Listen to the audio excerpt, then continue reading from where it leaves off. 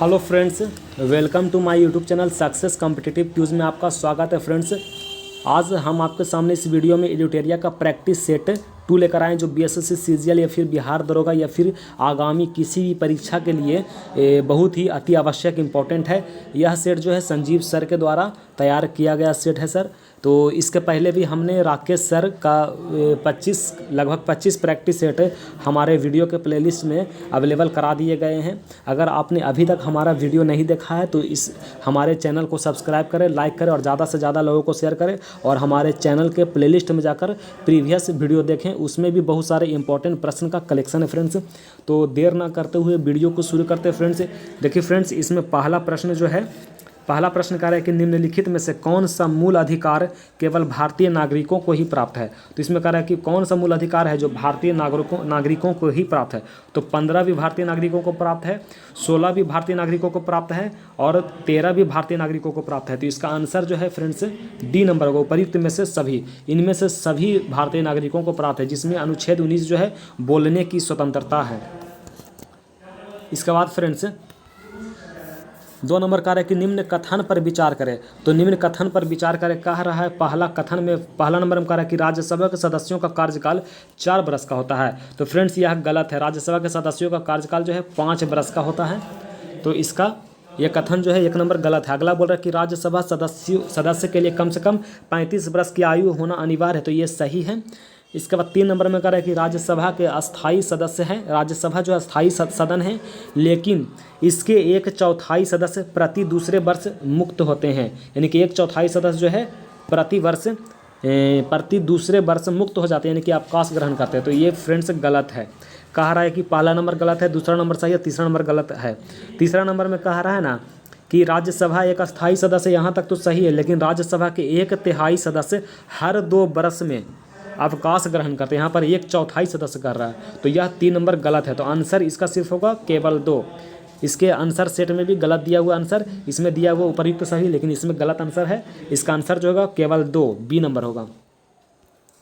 तो आंसर इसका बी होगा, 2 होगा। इसके बाद 3 में कह रहा है फ्रेंड्स कि धन विधेयक को राज्यसभा अधिकतम कितने दिनों तक रोक सकती है। तो धन विधेयक को राज्यसभा अधिकतम कितने दिनों तक रोक सकती है। तो 14 दिनों तक रोक सकती है।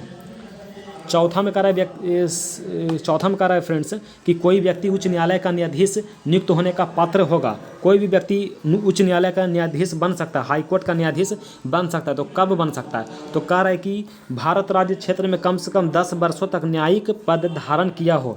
यानी कि भारत राज्य क्षेत्र में कम से कम 10 वर्ष के लिए न्यायिक पद धारण किया हो और लगातार 10 वर्ष तक उच्च न्यायालय के न्यायालयों में वकील रहा हो। तो यह सही है, 1 नंबर सही है फ्रेंड्स। दूसरा में कह रहा है कि उसकी आयु कम से कम 35 वर्ष होनी चाहिए। तो यह फ्रेंड्स गलत है। न्यायाधीश बनने के लिए ज़रूरी नहीं है कि उसकी आयु कम से कम 35 वर्ष होनी चाहिए, वह कम से कम समय में भी न्यायाधीश बन सकता है। तो इसका आंसर फ्रेंड्स होगा 1, ए नंबर, केवल 1। 5वां में कह रहा है कि वित्तीय आपात उद्घोषणा का अनुमोदन करने वाले संकल्प सदन के दोनों सदनों द्वारा कितने माह के भीतर होना चाहिए। तो संकल्प सदन जो है वित्तीय आपात उद्घोषणा का जो अनुमोदन होता है, उस अनुमोदन करने वाले संकल्प जो है संकल्प सदन के दोनों सदनों में कितने माह के भीतर होना चाहिए। तो इसका आंसर है फ्रेंड्स 2 माह। 2 माह के भीतर संकल्प पारित हो जाना चाहिए वित्तीय आपात से संबंधित। इसका आंसर है 2 माह। इसके बाद फ्रेंड्स 6 नंबर में कह रहा है कि भारत में पहली बार केंद्र सरकार के विरुद्ध लोकसभा में अविश्वास प्रस्ताव कब लाया गया था। तो केंद्र सरकार के विरुद्ध जो है लोकसभा में सबसे पहले अविश्वास प्रस्ताव जो है 1963 को लाया गया था। आंसर इसका 1963 है। 7वां में कह रहा है कि राज्य के नीति निर्देशक तत्वों के प्रवर्तन के लिए किस अनुच्छेद में उपबंध है। तो राज्य के नीति निर्देशक तत्वों का प्रवर्तन हो सकता है, यानी कि बदला भी जा सकता है। तो उसका अनुच्छेद किस अनुच्छेद में इसका उपबंध किया गया, ऐसा व्यवस्था किया गया है। तो अनुच्छेद 37 में ऐसा व्यवस्था किया गया है कि राज्य के नीति निर्देशक तत्वों का प्रवर्तन किया जा सके। 8वां में कह रहा है फ्रेंड्स कि चलैया समिति का गठन किस वर्ष किया गया था। चलैया समिति का गठन 1991 में किया गया था। इसके बाद फ्रेंड्स 9 नंबर में कह रहा है कि किस क्रांति का संबंध है कोको उत्पादन या चमड़ा उत्पादन से। तो कोको उत्पादन या चमड़ा उत्पादन से भूरी क्रांति का संबंध है। कोको उत्पादन या चमड़ा उत्पादन से भूरी क्रांति का संबंध है। अगला फ्रेंड्स कह रहा है कि एक धन जो आसानी से विदेश से आता है लेकिन आसानी से चला जाता है, विदेश से आसानी से आता भी है और आसानी से चला भी जाता है, इसे क्या कहते हैं। तो आसानी से जो आता है और आसानी से चला जाता है, विदेश से आता है, इसे विदेश से किसी भी आने वाले धन को हॉट मनी कहते हैं। तो आंसर इसका फ्रेंड्स है डी नंबर, 10 का डी। अगला कह रहा है 11 नंबर में कि गन्ने का उचित और पारिश्रमिक मूल्य यानी कि FRP अनुमोदित करता है। तो इसका आंसर जो है 11 का ये होगा, आर्थिक मामलों पर कैबिनेट समिति जो है गन्ने का मूल्य निर्धारण करती है, यानी कि पारिश्रमिक मूल्य FRP निर्धारण करती है। आंसर इसका एक ए होगा, आर्थिक मामलों पर कैबिनेट समिति। 12 का कह रहा है कि असहयोग आंदोलन में कौन सा कार्यक्रम शामिल नहीं है। तो असहयोग आंदोलन में जो है कौन सा कार्यक्रम शामिल है, तो इसका आंसर जो है डी नंबर होगा, सरकारी वाहनों से यात्रा करने पर पाबंदी, यह जो है शामिल नहीं है। अदालतों का वकीलों द्वारा बहिष्कार, यह शामिल है। विदेशी माल का बहिष्कार, यह भी शामिल है। ए में कह रहा है कि सरकारी पदों का त्याग, ये भी शामिल। तो आंसर इसका डी नंबर होगा, सरकारी वाहनों से यात्रा करने पर पाबंदी असहयोग आंदोलन में यह कार्यक्रम जो है शामिल नहीं है। आंसर इसका डी होगा। 13 में कह रहा है कि दांडी मार्च की समाप्ति कब हुई थी। तो दांडी मार्च कब समाप्त हुआ, तो दांडी मार्च जो है 6 अप्रैल 1930 को दांडी मार्च समाप्त हुआ था। अगला कार्य फ्रेंड्स कि गांधी जी के जीवन काल में घटी निम्न घटनाओं का कालक्रम सही नहीं है। तो 14 नंबर में कह रहा है कि गांधी जी के जीवन काल में जो घटना घटी है उनमें से कौन सा जो है टाइम पीरियड जो है सही नहीं है। तो फ्रेंड्स देखिए, चौरा चौरी घटना जो है 5 फरवरी 1922 को, यह सही है। चौरा चौरी घटना जो है 5 फरवरी 1922 को घटा था। द्वितीय गोलमेज सम्मेलन 7 सितंबर 1931 को, यह भी सही है। फिर पूना समझौता 14 में कह रहा है कि पूना समझौता 24 सितंबर 1932 को हुआ था, तो यह भी सही है। और डी में कह रहा है कि भारत छोड़ो आंदोलन 23 मार्च 1942 को, तो यह फ्रेंड्स गलत है। तो भारत छोड़ो आंदोलन कब हुआ था, तो 8 अगस्त 1942 को हुआ था भारत छोड़ो आंदोलन। तो यह जो है डी नंबर गलत है। 15 में कह रहे हैं कि आज़ाद हिंद फौज के साथ सुभाष चंद्र बोस ने सिंगापुर में स्वतंत्र भारत की अस्थायी सरकार का गठन किया था। तो स्वतंत्र भारत की अस्थायी सरकार का गठन किया था सुभाष चंद्र बोस ने। यह प्रश्न आ सकता है कि आज़ाद हिंद फौज के लिए स्वतंत्र भारत की अस्थायी सरकार का गठन किसने किया था, तो इसका आंसर सुभाष चंद्र बोस होगा। इसमें पूछ रहे कि कब हुआ था, तो इसका आंसर है 21 अक्टूबर 1943 को। अगला है फ्रेंड्स कि सती प्रथा का उन्मूलन किया गया था। तो सबसे पहले समझ लीजिए कि सती प्रथा का उन्मूलन कब किया गया था, तो 1829 में हुआ था। तो आंसर इसमें बी या डी किसी एक में से होगा। तो एक चीज़ आप लोग जानते होंगे कि 1829 में हुआ था, लेकिन नियम 17 के द्वारा हुआ था। तो इसका आंसर जो है 16 का बी होगा। 17 में कह रहा है कि बहावियों के विद्रोह को कुचलने का श्रेय किस गवर्नर जनरल को जाता है। तो बहावियों के विद्रोह को किस गवर्नर जनरल ने कुचला था, तो इसका आंसर जो है लॉर्ड एल्गिन प्रथम। अगला 18 नंबर का रेफरेंस की त्रिपक्षीय संघर्ष में निम्न में से कौन राजवंश शामिल नहीं है। तो त्रिपक्षीय संबंध में जो है यानी कि त्रिपक्षीय संबंध जो है कौन सा राजवंश शामिल नहीं, तो इसमें पल्लव जो है शामिल नहीं है। इसमें पाल, राष्ट्रकूट और प्रतिहार जो है त्रिपक्षीय संघर्ष में शामिल है। तो आंसर इसका सी होगा। 19 में कह रहा है कि सिंधु घाटी सभ्यता के अंतर्गत शवों को दफनाने का अवशेष मिले हैं। इसमें शवों के सिर किस दिशा में रखे गए मिले हैं, तो शवों के जो सिर हैं उत्तर दिशा में रखे मिले। आजकल के टाइम में भी कोई व्यक्ति की अगर मृत्यु होती है तो उसमें शव का जो सिर होता है वह उत्तर दिशा में होता है। शव का सिर जो है उत्तर दिशा में होता है और जो पैर जो है दक्षिण दिशा में होता है। तो इसका आंसर जो है ए नंबर होगा। 20 में कह रहा है फ्रेंड्स कि किस बौद्ध संगीति में बौद्ध धर्म का 2 संप्रदायों में विभाजन हो गया था। तो कौन सी बौद्ध समिति है जिसमें बौद्ध धर्म को 2 संप्रदाय में विभाजन कर दिया गया। तो चौथी बौद्ध समिति में बौद्ध धर्म 2 भागों में बट गया था, महायान और हीनयान। 21 में कह रहा है कि महावीर स्वामी को किस नदी के तट पर कैवल्य की प्राप्ति हुई थी। तो महावीर स्वामी को जो है निरंजना नदी के तट पर कैवल्य की प्राप्ति हुई, ऋजुपालिका नदी के तट पर कैवल्य की प्राप्ति हुई थी और गौतम बुद्ध को निरंजना नदी के तट पर कैवल्य की प्राप्ति हुई थी, यानी कि ज्ञान की प्राप्ति हुई थी। 22 में कह रहा है कि आजीवक संप्रदाय के संस्थापक कौन थे।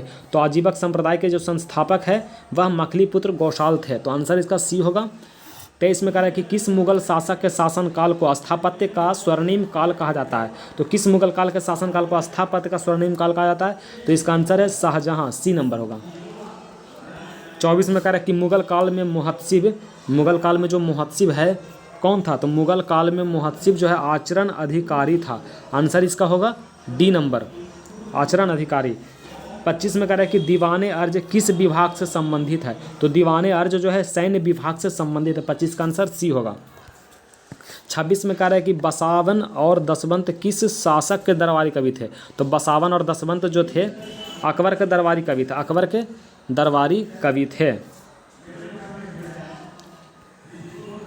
27 में कह रहा है कि निम्नलिखित में से कौन सुमेलित नहीं है, तो इसमें से 3 ऑप्शन जो है सुमेलित है और 1 ऑप्शन जो है सुमेलित नहीं। तो नरौरा जो है उत्तर प्रदेश में है, यह सुमेलित है। कुंडलकुलम जो है कर्नाटक, यह जो है सुमेलित नहीं है। कुंडलकुलम जो है तमिलनाडु में है। कुंडलकुलन जो है तमिलनाडु में। नरौरा परमाणु विद्युत गृह जो उत्तर प्रदेश में, कुंडलकुलन परमाणु विद्युत गृह कर्नाटक में नहीं है, तमिलनाडु में। और काकड़ा पारा गुजरात में है। इसके बाद महाराष्ट्र जो है, महाराष्ट्र तारापुर परमाणु विद्युत गृह जो है महाराष्ट्र में, तो यह सुमेलित है। बी नंबर जो है सुमेलित नहीं, तो आंसर बी होगा। 28 में कह रहा है कि 38वीं समांतर रेखा किन 2 देशों को अलग करती है, किन 2 देशों के बीच में है, तो इसका आंसर जो है उत्तर कोरिया और दक्षिण कोरिया के बीच में 38वीं समांतर रेखा। आप लोग जानते होंगे कि 10वीं समांतर रेखा किसके बीच में है, तो 10वीं समांतर रेखा जो अंडमान एंड निकोबार द्वीप समूह को अलग करती है या फिर इनके बीच में है। तो यह भी प्रश्न आता है कि 10वीं समानांतर रेखा किनके बीच में, तो अंडमान और निकोबार द्वीप समूह के बीच में है। 29 में कह रहा है कि निम्न में से कौन सा एक अच्छे ईंधन का गुण नहीं है, तो कौन सा जो है एक अच्छे ईंधन का गुण नहीं है, तो देखिए फ्रेंड्स, ए में कह रहा है कि ईंधन का ऊष्मीय मान उच्च होना चाहिए, यह जो है अच्छा ईंधन का गुण है। बी में कह रहा है कि जलने पर ज़्यादा से ज़्यादा अपशिष्ट और हानिकारक गैसों का उत्सर्जन होना चाहिए, तो यह गलत है। अच्छा ईंधन का यह गुण नहीं है। जलने पर ज़्यादा से ज़्यादा अपशिष्ट पदार्थ और हानिकारक पदार्थ का अगर उत्सर्जन हो रहा है तो यह खराब ईंधन, अच्छा ईंधन नहीं है। सी में कह रहा है कि ईंधन का प्रज्वलन ताप ना तो कम और ना ही ज़्यादा होना चाहिए, तो यह भी सही है। ईंधन का जो ताप जो होता है, प्रज्वलन ताप यानी कि जलने की जो प्रवृत्ति होती है, वह ना ही ज़्यादा होना चाहिए और ना ही कम होना चाहिए, लेकिन उसका ऊष्मीय मान हाई होना चाहिए। तो आंसर इसका बी होगा। 29 का बी होगा। इसके बाद फ्रेंड्स 30 नंबर में कह रहा है कि विटामिन का सूची दिया गया है और सूची 1 को सूची 2 से मिलाइए। तो देखिए फ्रेंड्स, इसको मिला देते। विटामिन B7 जो है बालों का झड़ना B7 कहलाता है। विटामिन B7 की कमी से बाल झड़ते हैं। विटामिन E जो है बांझपन उत्पन्न होता है, विटामिन E की कमी से बांझपन रोग उत्पन्न होता है। और विटामिन B12 जो है प्रणाशी अरक्तता होना, यानी कि रक्त की कमी विटामिन B12 की कमी से होती है। और उसके बाद है फ्रेंड्स के विटामिन K, तो विटामिन K जो है रक्तों का थक्का ना जमना, रक्त का थक्का ना जमने की जो प्रकृति होती है वह विटामिन K की कमी से होती है। तो फ्रेंड्स 30 नंबर को जो आंसर है ए नंबर होगा। इसको मिला लीजिएगा, फिर से आप लोग देख लीजिएगा।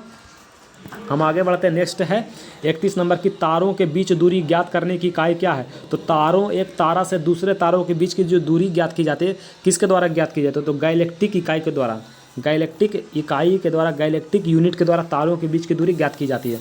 32 में कह रहा है कि कौन सा रोग पुरुषों की तुलना में महिलाओं में बहुत कम होता है, तो पुरुषों की तुलना में सबसे ज़्यादा पुरुष में होता है, महिला में सबसे कम होता है। तो वर्णांधता रोग जो होता है वह पुरुषों में ज़्यादा होता है।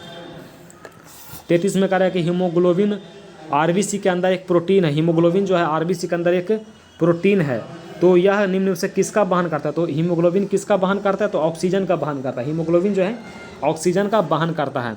34 में कह रहा है कि किसी पदार्थ को एक अवस्था से दूसरी अवस्था में बिना तापमान में बदलाव में परिवर्तन के लिए आवश्यक ऊष्मा की मात्रा है, तो आवश्यक जो ऊष्मा है किसी पदार्थ को एक अवस्था से दूसरा अवस्था में बदलना है, लेकिन बिना तापमान में बदलाव हुए परिवर्तन करना है, तो उसमें जो ऊष्मा की ज़रूरत होती है वह कौन सी ऊष्मा है, तो गुप्त ऊष्मा। इसका आंसर है 34 नंबर का गुप्त ऊष्मा।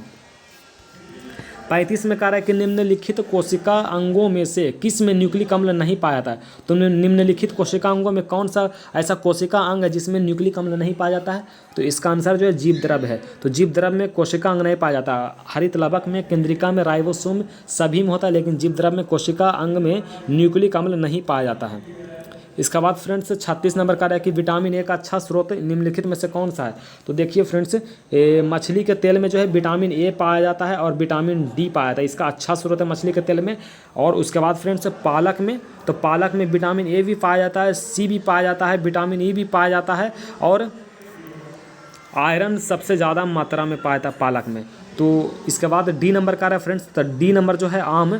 आम थोड़ा सा इसका प्रकृति जो है खट्टा भी होता है, तो आम में विटामिन सी भी पाया जाता है और ए भी पाया जाता है। तो आम में भी विटामिन ए और विटामिन सी पाया जाता है। इसका आंसर जो है जंतुओं के यकृत एवं गुर्दे में।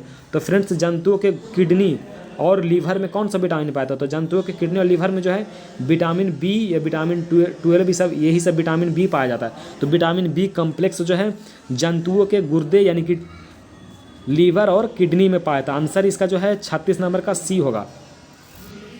37 में कह रहा है सूची 1 को सूची 2 से मिलाइए। तो सूची 1 को सूची 2 से मिलाइए, तो इसको मिला देते हैं फ्रेंड्स। तो 37 में जो कह रहा है प्रतिरोध का मात्रक क्या है? तो प्रतिरोध का जो मात्रक है ओम है। प्रतिरोध का मात्रक जो है ओम है। इसके बाद फ्रेंड्स आप लोग जानते हो कि बल का मात्रक न्यूटन है, तो इसका आंसर न्यूटन होगा सी का। इसके बाद पावर है, तो पावर को किस चीज़ में मापते हैं? शक्ति को वाट में मापते हैं, आंसर इसका सी होगा। इसके बाद विद्युत प्रवाह, तो विद्युत प्रवाह जो है एम्पियर, विद्युत प्रवाह को एम्पियर में मापते हैं, यानी कि शक्ति जो करंट है करंट को एम्पियर में मापते हैं। तो आंसर इसका फ्रेंड्स बी नंबर होगा। 37 का आंसर बी होगा।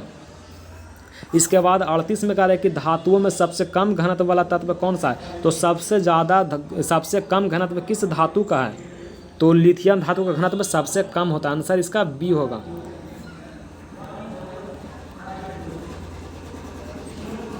इसके बाद फ्रेंड्स 39 में कह रहा है कि प्राकृतिक रबर के बारे में निम्न में से कौन सा कथन सही है? तो फ्रेंड्स प्राकृतिक रबर जो है एक प्राकृतिक बहुलक होता है और उसमें एक लोचदार गुण भी होता है। आंसर इसका 39 का ए होगा। लोचदार गुण भी होता है उसमें, क्योंकि वह रबर जो होता है प्राकृतिक रबर जो होता है लचीला होता है।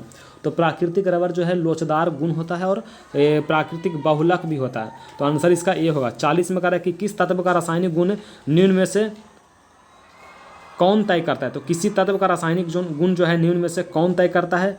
तो 40 का आंसर जो है इलेक्ट्रॉनों की संख्या, सी होगा। 40 का आंसर सी होगा। किसी तत्व का रासायनिक गुण जो है इलेक्ट्रॉन की संख्या जो है तय करता है। 41 में कह रहा है कि देवप्रयाग किन नदियों के संगम पर स्थित है? तो देवप्रयाग जो है भागीरथी और अलकनंदा नदियों के संगम पर। आंसर इसका ए नंबर होगा। इसके बाद 42 में का रेफरेंस कि निम्नलिखित में किस राज्य से कर्क रेखा बीचों बीच गुजरती है? तो कर्क रेखा जो है बीचों बीच जो है मध्य प्रदेश से गुजरती है। कर्क रेखा जो बीचों बीच मध्य प्रदेश से गुजरती है। उसके बाद 43 में कह रहा है कि सबसे ज़्यादा जैव विविधता कहाँ पाई जाती है? तो जैव विविधता जो है सबसे ज़्यादा उष्णकटिबंधीय वर्षा वन में पाया जाता है। आंसर इसका सी होगा। इसके बाद फ्रेंड्स 44 में कह रहा है कि कौन सुमेलित नहीं है? तो 44 का जो आंसर है फ्रेंड्स बांधवगढ़ राष्ट्रीय उद्यान जो है मध्य प्रदेश में फ्रेंड्स, यह सही है। इसके बाद सिमलीपाल जो है उड़ीसा में है। बांदीपुर राष्ट्रीय उद्यान कर्नाटक में, लेकिन रोहिला राष्ट्रीय उद्यान जो है गुजरात में नहीं है फ्रेंड्स, यह जो है हिमाचल प्रदेश में है। तो रोहिला राष्ट्रीय उद्यान जो है हिमाचल प्रदेश में, आंसर इसका हिमाचल प्रदेश होगा। तो 44 का आंसर बी होगा। इसके बाद फ्रेंड्स कह रहा है 45 में कि कौन सी शीत महासागरीय जलधारा नहीं है? ऐसा कौन सा जलधारा चारों ऑप्शन में जो शीत नहीं है यानी कि गर्म जलधारा है? तो इसमें देखिए फ्रेंड्स लेब्राडोर ठंडी जलधारा है, वेंगुएला जो है ठंडी जलधारा, हम्बोल्ट भी ठंडी जलधारा है, लेकिन अगुलहास जलधारा जो है गर्म जलधारा है। तो आंसर इसका डी होगा। तो आंसर जो है 45 का आंसर डी होगा। इसके बाद 46 में कह रहा है कि किस नदी को दक्षिण भारत की गंगा कहते हैं? तो दक्षिण भारत की गंगा जो है कावेरी को कहते हैं, आंसर बी। 47 में कहते हैं कि प्रशांत महासागर क्षेत्र में रिंग ऑफ फायर किसके लिए जाना जाता है? तो प्रशांत महासागर क्षेत्र में जो रिंग ऑफ फायर जो है इसमें जंगल की आग से संबंधित नहीं है। प्रशांत महासागर में रिंग ऑफ फायर ज्वालामुखी से संबंधित है, भूकंप से संबंधित है। तो आंसर इसका बी होगा, 1 और 2। 47 का आंसर बी। 48 में कह रहा है फ्रेंड्स कि कौन सही सुमेलित नहीं है? तो इसमें से जो है सुमेलित जो है कौन सही नहीं है? तो इसमें जो है टकला मकान चीन में है, तो यह सुमेलित है। थार मरुस्थल जो है भारत में है। अटाकामा जो है चिली में पाया जाता है। और गिब्सन जो है अफ्रीका में नहीं पाया जाता। गिब्सन जो है कहाँ पाया जाता है? तो ऑस्ट्रेलिया में पाया जाता है। गिब्सन ऑस्ट्रेलिया में पाया जाता है। तो इसका आंसर जो है फ्रेंड्स 48 का आंसर डी नंबर होगा। इसके बाद 49 में कह रहा है कि प्रतिरोधात्मक या घर्षणात्मक बेरोजगारी क्या है। तो इसे सीधे सीधे समझिए कि प्रतिरोध वाला और घर्षण वाला बेरोजगारी क्या है, जिसमें प्रतिरोध हो घर्षण हो। तो इसका दूसरा मतलब यह है कि व्यवसाय रोजगार परिवर्तन की प्रक्रिया के दौरान श्रमिक या व्यक्ति कुछ समय के लिए बेरोजगार हो जाता है। तो ऐसा समझिए कि कोई भी व्यक्ति अगर कोई रोजगार या व्यवसाय बदलता है, परिवर्तन करता है, तो उस प्रक्रिया में, बदलने की प्रक्रिया में व्यक्ति जो है या श्रमिक जो है कुछ समय के लिए बेरोजगार हो जाता है। तो यही है प्रतिरोधात्मक या घर्षणात्मक बेरोजगारी। तो 49 का आंसर सी होगा। इसके बाद फ्रेंड्स है 50 नंबर का है कि न्यूनतम समर्थन मूल्य एमएसपी के बारे में संबंध बताएं, यानी कि निम्नलिखित कथनों पर विचार करें। तो एमएसपी का फुल फॉर्म भी एग्जाम में पूछता है। इसका मतलब होता है कि मिनिमम सपोर्ट प्राइस। इसका फुल फॉर्म देख लीजिएगा, मिनिमम सपोर्ट प्राइस एमएसपी का फुल फॉर्म है। तो न्यूनतम समर्थन मूल्य के बारे में निम्नलिखित कथनों पर विचार करें। तो इसमें कह रहा है 1 नंबर कह रहा है कि न्यूनतम समर्थन मूल्य आर्थिक मामलों की मंत्रिमंडलीय समिति द्वारा प्रस्तावित की जाती है। फ्रेंड्स सही है। बी में कह रहा है कि न्यूनतम समर्थन मूल्य कृषि लागत एवं मूल्य आयोग द्वारा अनुमोदित की जाती है। यह भी सही है। एमएसपी जो है कृषि से संबंधित है, एग्रीकल्चर से संबंधित है। तो आंसर इसका जो है 1 और 2 दोनों सही है। तो आंसर इसका जो है सी नंबर होगा। 50 का आंसर सी होगा। इसके बाद फ्रेंड्स वीडियो के लास्ट में फ्रेंड्स कुछ इंपॉर्टेंट फैक्ट्स भी सर के द्वारा सेट किया गया है। इसमें फैक्ट्स बोल रहा है, स्मरणीय तथ्य में कह रहा है कि प्रमुख दर्शन एवं उसके प्रवर्तक। तो कौन से दर्शन के प्रवर्तक कौन थे, यही समझना है। तो देखिए फ्रेंड्स, योग दर्शन जो है पतंजलि से संबंधित है, यानी कि योग कराने वाला जो है पतंजलि है। बाबा रामदेव योग कराते हैं और उनके सारे मेडिसिन दवाई का नाम है पतंजलि से शुरू होता है। तो ऐसे समझिएगा कि योग दर्शन जो है पतंजलि से संबंधित है। इसके बाद न्याय, गौतम बुद्ध न्याय करते हैं। इसके बाद सांख्य दर्शन के जो है कपिल हैं। इसके बाद फ्रेंड्स चरवाक दर्शन जो है चरवाक दर्शन के चरवाक हैं। उसके बाद फ्रेंड्स वैशेषिक दर्शन, तो वैशेषिक दर्शन के कनाद या उलूक है। वैशेषिक दर्शन के प्रवर्तक कौन है, तो कनाद या उलूक हैं। इसके बाद फ्रेंड्स पूर्व मीमांसा के जैमिनी है। पूर्व मीमांसा के कौन है प्रवर्तक, तो जैमिनी है। उसके बाद है उत्तर मीमांसा, तो उत्तर मीमांसा के प्रवर्तक जो है बादरायण है। तो इस तरह से प्रमुख दर्शन एवं उसके प्रवर्तक हो गए हैं फ्रेंड्स कंप्लीट। इसके बाद कह रहा है कि प्रमुख समुदाय एवं उनके संस्थापक। तो इसमें से समुदाय, कौन से संप्रदाय का संस्थापक कौन है, तो संस्थापक जो है ये आजीवक संप्रदाय के संस्थापक कौन है, तो मखलीपुत्र गोसाल। पिछले सेट में मैंने बताया था, तो आजीवक संप्रदाय का संस्थापक मखलीपुत्र गोसाल है। इसके बाद फ्रेंड्स अनिश्चयवादी, तो अनिश्चयवादी के संस्थापक जो है संजय बेलट्ठी पुत्र है। अनिश्चयवादी के जो है संजय बेलट्ठी पुत्र है। उसके बाद फ्रेंड्स भौतिकवादी, तो भौतिकवादी के जो संस्थापक है पकुद कच्चायन है। भौतिकवादी का पकुद कच्चायन। इसके बाद फ्रेंड्स कह रहा है कि घोर अक्रियावादी का संस्थापक कौन है, तो घोर अक्रियावादी के संस्थापक जो है पूरन कश्यप है। तो इस तरह से फ्रेंड्स आज का वीडियो का सेशन कंप्लीट हुआ। तो आपको इम्पोर्टेंट प्रश्न का सेट और इम्पॉर्टेंट फैक्ट्स भी इस वीडियो में बता दिया गया फ्रेंड्स। तो आप हमारे वीडियो को बिना स्किप करते हुए देखें फ्रेंड्स। और इस तरह से फ्रेंड्स अगर आपको हमारा वीडियो अच्छा लगा तो इसे लाइक करें, सब्सक्राइब करें और ज़्यादा से ज़्यादा लोगों को शेयर करें फ्रेंड्स। Thank you.